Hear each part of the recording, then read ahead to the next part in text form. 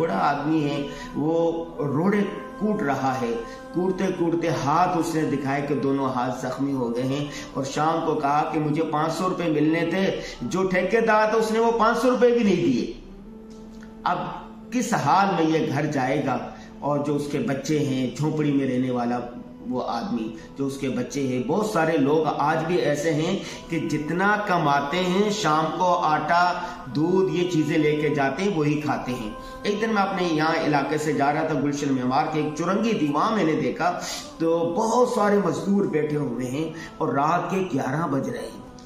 मैंने गाड़ी दूर खड़ी की, मेरे साथ मेरी बेगम भी थी और बच्चे भी थे, तो मैंने उनको अलग अलग खड़ा कर दी। मैंने कहा इनसे पूछे जरा, दास्तानें सुनिए जरा इनकी।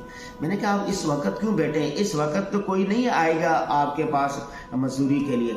उसने कहा इस आस पर बैठे हैं कि कोई आदमी आ जाए, हमसे 2 दिन हो गए बैठा हुआ हूं, मजदूरी नहीं मिल रही।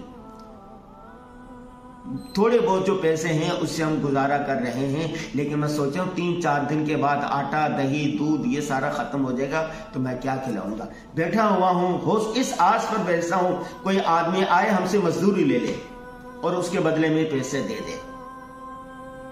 इस तरह कई लोग बैठे होंगे।